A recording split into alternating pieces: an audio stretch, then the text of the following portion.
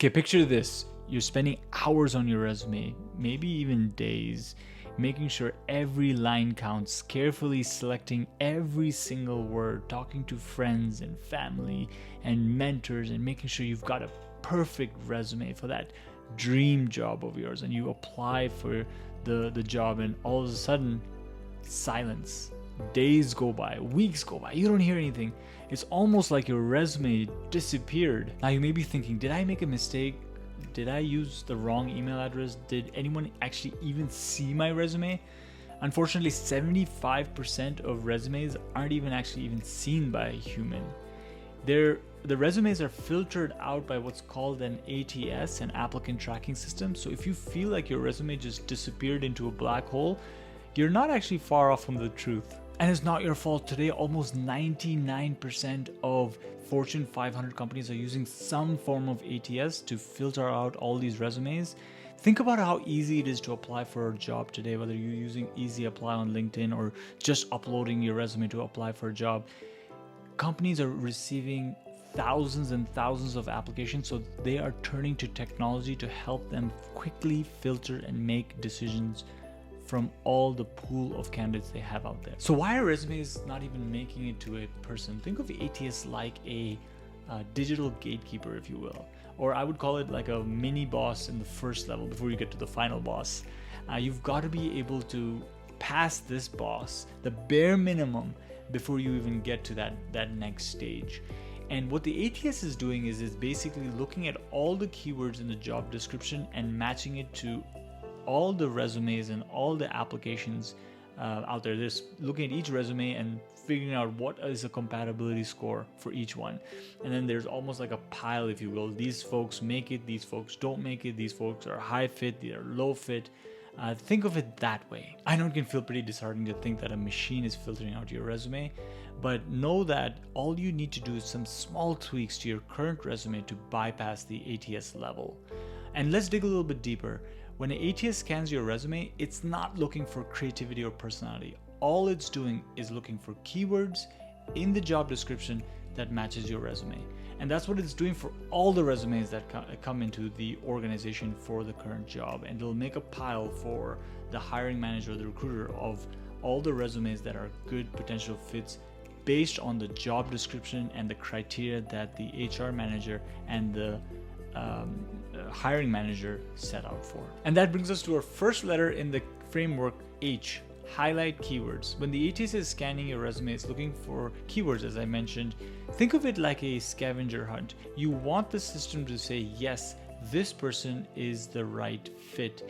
In fact, if you focus on keywords that are in the job description and tailor your resume, you are 40% more likely to land an interview. Now, I'll create a video later about how to use ChatGPT to extract keywords from a job description, but assuming you can look at a job description and figure out keywords strategically on what you think the organization is looking for, you're already well placed ahead of the curve. So I'll give you a perfect example. Here's an example of a keyword: project management. But in your resume, what I don't want you to do is write managed projects. The ATS isn't as good as interpreting context. Don't overdo it though. I mean, at the end of the day, a human will look at your resume, and what you don't want them to see is all you did is copy a bunch of text from the job description and put it into the resume. You want it to actually read very naturally. So here in this section of the framework, what I want you to do is highlight the keywords you identify from the job description and make sure they are replicated or represented pretty strategically in your resume. All right, next up is I, impact driven statements. And think of this as your accomplishments or a place where you get to brag a little bit, but everything is measured specifically. So instead of saying something like increased sales, you want to say something like increased sales by 20% in this period. Or manage a team.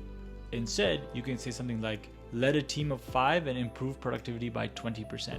So very specific about your impact. When you're adding metrics or having trouble finding metrics, think of a time where you actually made a difference. And when you find that time, I want you to isolate it and really excavate it and think about it and add some numbers around it.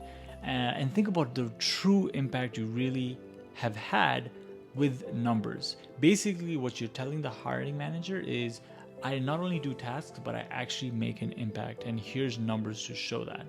You're not only telling the hiring manager, you're actually also telling the ATS, because today the ATS can actually parse out your accomplishment as well with numbers to the impact. Okay, R, relevant and simple formatting. Now, formatting may sound boring, but it's key to getting past the ATS. The ATS isn't good at reading tables or columns or rows or whatever. You want your resume to be very simple, and maybe this will be a good example. I have a good friend of mine who's a graphic designer, and I send some of the folks who I mentor who are graphic designer or in that field to him, so because they're in the same field. But once in a while we catch up, and I had a chance to see his resume, and it is beautiful. Obviously he's a graphic designer, but he never uses that for his applications, online applications. Why? Because it's not ATS friendly. So he has a very simple ATS friendly resume that he uses, and once he gets past the ATS and he gets a first screening with the recruiter or the hiring manager, that's when he sends his visual resume to really show off his personality. So again, the ATS does not care about those beautiful formatting or the nice design. The ATS wants a very simple way for you to organize your data. You want your resume to show consistently, no matter what operating system the person using, no matter what program the person is using, and no matter what screen size the person is using. You want your resume to look and feel very consistent. You want a very simple format for the ATS to parse your resume out. So again, relevant and simple format. Okay, last one, E, engage with connection. Now, here's a powerful secret that can help you bypass ATS completely, is engage with your network and build a strong and meaningful connections. In fact, 85% of jobs today are filled through networking. So don't be afraid to reach out to people in the company that you're interested in to find that dream job of yours, or maybe the job's already posted and you want to just connect with the hiring manager.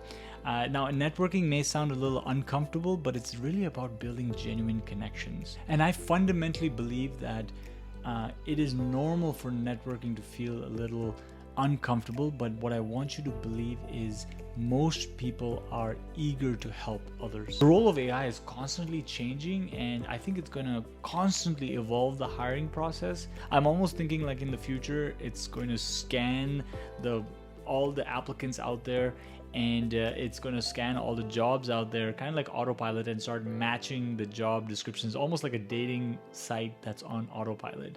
But for now, let's start using the H.I.R.E framework to get past the ATS on what it is today.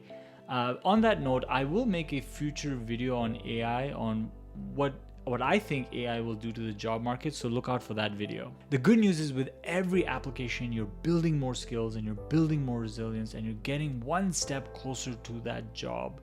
So don't lose hope.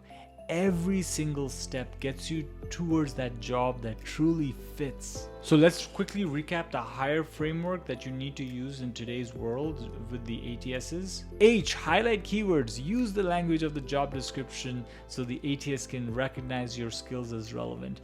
I, impact-driven statements. Show those specific results. Quantify those achievements. Numbers will make your experiences come alive.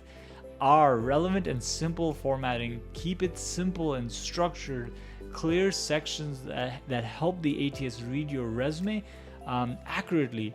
E, engage with connections. This could be the most important one. Networking can be your best asset in finding the job leads and building relationships that help your resume get seen. This approach helps you work with the system and not against it, and helps you with your best chance in actually getting filtered out and into the right pile. Remember, your skills and your experience is unique to you, and that story has value. So don't let the ATS discourage you. You're more than just a list of keywords, right? You're a person with unique talents, and the right opportunity is out there for you. So keep applying keep improving and keep networking with people to help you on this journey. If you found this video helpful, please give it a thumbs up and subscribe to the channel. If you know anyone who is looking for career advice or is actually getting discouraged by the market, please feel free to share this video with them. We're all in this together, and the small things that we do for each other can actually make a big difference. So I'll see you in the next video. Thanks for watching, and remember, you got this.